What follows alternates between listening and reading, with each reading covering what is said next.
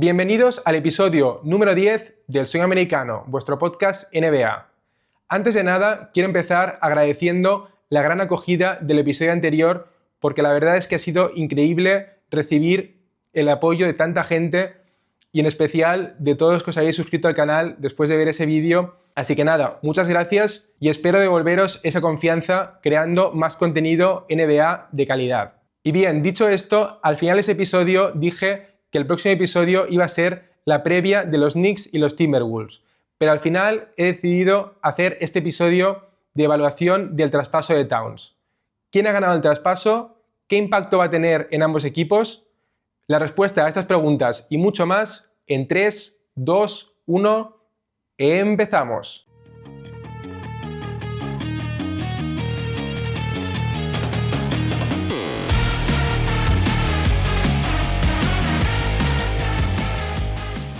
Bien, vamos al lío. La verdad es que después de un verano bastante tranquilito en el plano NBA, este traspaso ha sido un terremoto que nos ha pillado a todos por sorpresa. Y si alguien dice que se lo esperaba, miente. Y es que, además de pillarnos completamente desprevenidos, este es un traspaso realmente anómalo. No porque lo diga yo, sino porque es tan solo la quinta vez en toda la historia de la NBA en la que dos equipos que vienen de ganar una eliminatoria en playoffs intercambian a jugadores que son vigentes All-Star como Karl Anthony Towns y Julius Randle. La última vez que sucedió esto fue en el verano de 2017, cuando los Celtics enviaron a Isaiah Thomas a los Cavs a cambio de Kyrie Irving. Al mismo tiempo, creo que este movimiento tiene una importante carga emocional. Desde luego, no al nivel de Klay Thompson abandonando a los Warriors, sino más bien al nivel de los Celtics traspasando a Marcus Smart. Pero bueno, en cualquier caso, la suficiente carga emocional como para dejar un sabor amargo en la boca de los aficionados de ambos equipos. Por un lado, para los fans de los Knicks supone decir adiós a Julius Randle, el hombre que se echó el equipo a la espalda para sacarlo de la mediocridad, siendo el primer pilar de la reconstrucción de esta franquicia. Es cierto que la relación de Randle con los aficionados de los Knicks es complicada, cuanto menos, porque a pesar de lo que acabo de decir, sus malas actuaciones en playoffs han generado muchas críticas, por lo que existe cierto amor-odio en torno a su figura. Luego está la pérdida de DiVincenzo, que en este caso duele por dos motivos. En primer lugar, DiVincenzo es un jugador muy querido en Nueva York porque le han visto florecer de primera mano y ha sido un jugador clave para el éxito reciente de este equipo. Pero es que más allá de esto, es una lástima porque se acaba el sueño de los Villanova Knicks. Supuestamente a DiVincenzo no le hacía tanta ilusión porque la llegada de Bridges suponía una pérdida de protagonismo y una reducción de su rol en el equipo, pero los aficionados, incluso yo que no soy fan de los Knicks, teníamos muchas ganas de ver algo tan excepcional como un reencuentro NBA de colegas universitarios. Y al final nos hemos quedado sin poder ver ni un solo partido de Branson, Bridges, Hart y DiVincenzo jugando juntos. Y luego está la otra cara de la moneda, que son los aficionados de los Wolves. Para ellos también ha sido un golpe duro perder a un jugador tan importante como Karl Anthony Towns, al que han visto crecer y que durante muchos años había sido la cara de la franquicia. Y si antes decíamos que Randle llegó en un momento delicado para la franquicia de los Knicks, no os quiero ni contar lo que ha vivido Cat en los Wolves. Después de muchos años complicados, por fin parecía que había encontrado un sitio junto a su nuevo mejor amigo Anthony Edwards. Y justo cuando sentía que formaba parte de un proyecto ilusionante, ¡pum!, traspasado. Y es que así es la NBA, a veces tan dulce y a veces tan cruel.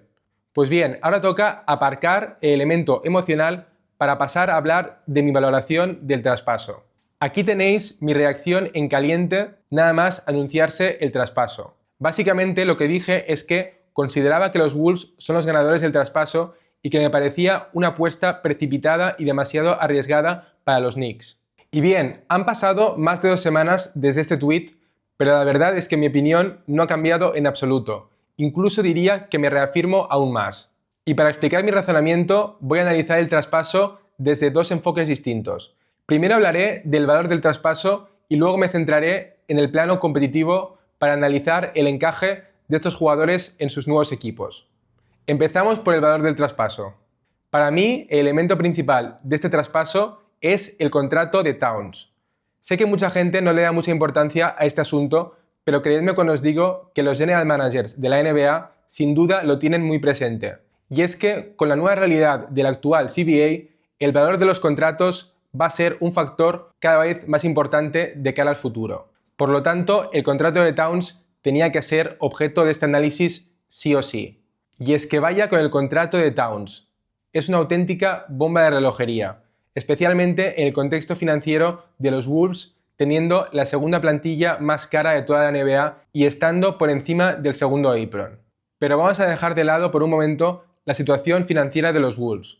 La realidad es que a Towns le quedan 4 años de contrato por un total de 220 millones y para que os hagáis una idea, el año que viene será el sexto jugador mejor pagado de toda la NBA. Ante esto hay que hacer una observación rápida, que es que Towns claramente no es el sexto mejor jugador de la NBA. De hecho, en mi opinión, ni siquiera es top 20. Así que podemos estar de acuerdo en que está sobrepagado. Y si a eso le sumas la duración del contrato, podemos concluir que se trata de un contrato con un riesgo altísimo. Imaginad, por ejemplo, que los Wolves no hubiesen traspasado a Towns y hubiesen tenido una mala temporada. Pongamos que entran en playoffs pero caen en primera ronda. O peor aún, imaginad que Towns se lesiona de gravedad. De repente, los Wolves se hubiesen encontrado en un callejón sin salida, como los Bulls con Lavin o los Pelicans con Ingram. O ya no hablemos de casos extremos como el de Ben Simmons. Por eso, desde el punto de vista de los Wolves, creo que el riesgo de mantener un contrato como el de Towns era mucho mayor que el valor presente o futuro que te ofrecía Towns. Pero claro, tampoco vas a regalar a un jugador del calibre de Towns, y eso nos lleva al precio del traspaso. Como decía al principio, tanto Randle como Towns son vigentes All-Stars, aunque todos estamos de acuerdo en que Towns es mejor que Randle. Pero al incluir también a DiVincenzo, que no solamente es un gran jugador, sino que encima tiene uno de los mejores contratos de toda la NBA, las cosas cambian bastante. De hecho, para mí, en la comparativa aislada de Towns frente a Randle y DiVincenzo, salen ganando los Wolves. Y si a eso le añades que los Knicks también han enviado un pick de primera ronda, considero que la balanza se inclina aún más en favor de los Wolves. Este pick, por cierto, procede de los Pistons y es un pick interesante dadas las protecciones que tiene. Es cierto que existe la posibilidad de que este pick se lo acabe quedando Detroit, pero para eso tendrían que dar pena durante 3 años más y se supone que los Pistons se van a esforzar para evitar que eso suceda. Y al mismo tiempo, en caso de que este pick sí que se haga efectivo, todo apunta a que será un buen pick, porque tampoco nadie espera que en los próximos 3 años los Pistons vayan a ser candidatos al anillo. Así que estamos hablando de un pick que seguramente será top 15.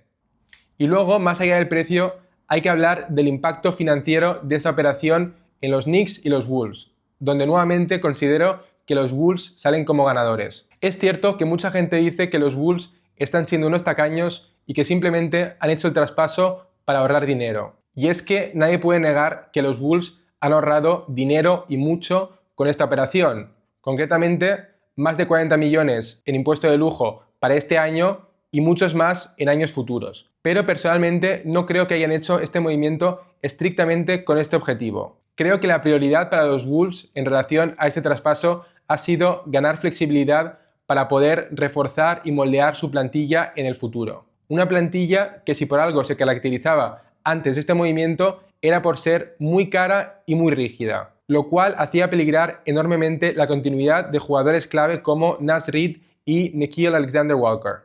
Y aparte de la flexibilidad, los Wolves han ganado tiempo, porque la ventana competitiva o el Championship Window, que antes era de 1 o a lo sumo 2 años, se ha ampliado considerablemente. Y bueno, la otra cara de la moneda son los Knicks, que pierden toda la flexibilidad que han ganado los Wolves, aunque, por suerte para ellos, el contexto financiero de su plantilla era mucho más favorable que el de los Wolves, gracias a la generosidad de Brunson con su nueva extensión de contrato muy barata y también gracias a la futura extensión muy favorable que se espera que firme Bridges el verano que viene. Esta buena gestión financiera ha permitido reunir a jugadores de altísimo nivel como Brunson, Bridges, Hart, Anunoby y Towns. Y todo esto sin llegar a superar el segundo apron, principalmente porque lo tienen prohibido para este año. Pero como decía en mi tweet, para mí esto es una apuesta arriesgada y bastante precipitada. Los Knicks han puesto toda la carne en el asador y se han quedado prácticamente sin margen de maniobra. y ahora tienen que hacer valer esta apuesta en la cancha. Y con esto pasamos a hablar del plano deportivo, y es que la visión de ambos equipos está bastante clara. Mucha gente cree que los Knicks han mejorado y los Bulls han empeorado, pero se podría argumentar que ambos han mejorado como consecuencia de este traspaso. Por un lado, sabemos que los Knicks tenían un agujero enorme en la posición de pivot tras la marcha de Hartenstein y la lesión de Mitchell Robinson. Y es que no es que hayan cubierto esta necesidad poniendo un parche, sino que lo han hecho fichando a uno de los mejores pivots de toda la NBA. En ataque, los Knicks tienen el potencial para ser devastadores con el 5-out spacing que proporciona Towns. Y la verdad es que tienen uno de los quintetos titulares más potentes de toda la NBA, capaz de competir de tú a tú con cualquier equipo, incluidos los Celtics. Ahora bien, en defensa es otra historia.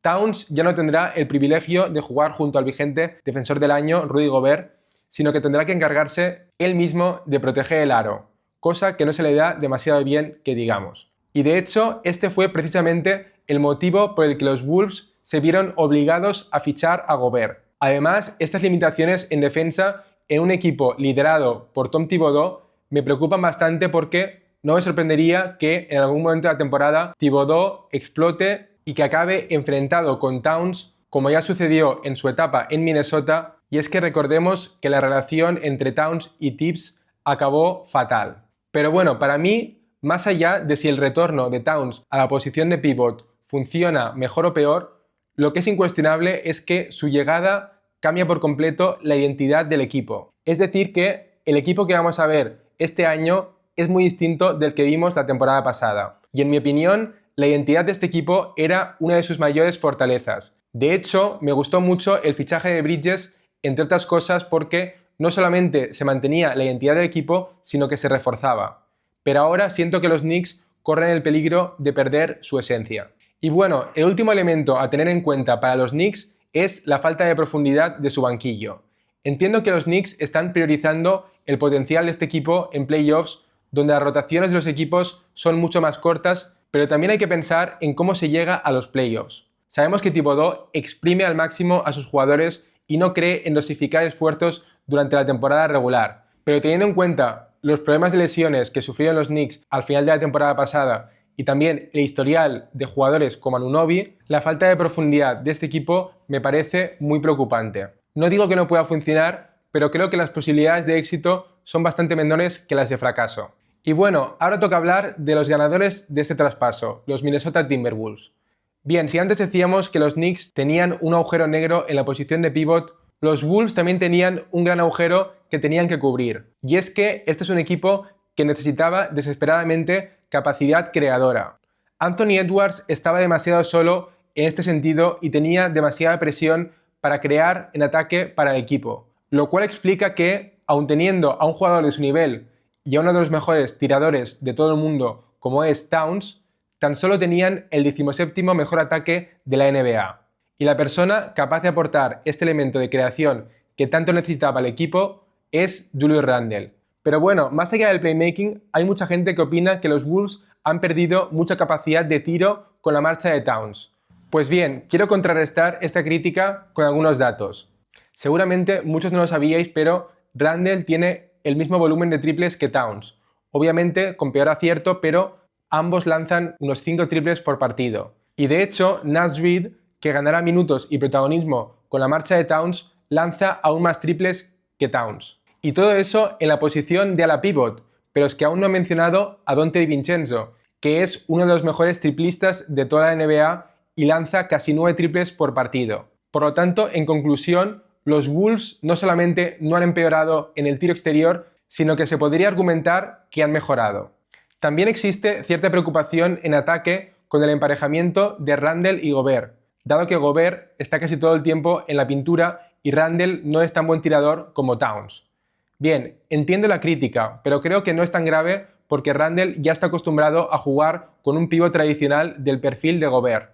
Precisamente hay una estadística clave de la temporada pasada y es que los Knicks fueron el equipo que más tiempo tenían a su pívot cerca del aro. Por lo tanto, esta no es una situación nueva para Randle y con el paso de los años ha encontrado la forma de ser efectivo en este contexto. Y para acabar, si antes decíamos que los Knicks han perdido profundidad de banquillo, los Wolves han hecho todo lo contrario.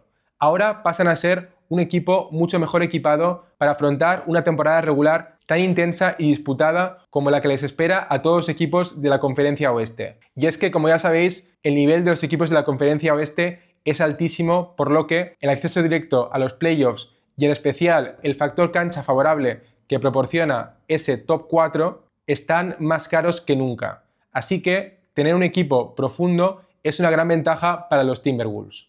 Así que bueno, en el global me inclino claramente en favor de los Timberwolves en cuanto a este traspaso, pero que quede claro que tampoco creo que sea un movimiento desastroso por parte de los Knicks. Simplemente creo que han pagado un precio y asumido un riesgo que sí les hace mejores, pero no lo suficiente como para elevarles al estatus de firmes aspirantes al anillo. Por contra, creo que los Wolves mejoran ligeramente como equipo y encima, gracias a esta operación, se llevan recursos útiles como ese pick futuro de los Pistons y ganan mucha flexibilidad para seguir mejorando aún más en el futuro.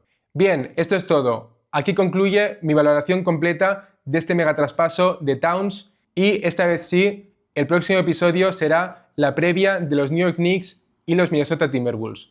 Nos vemos pronto. Adiós.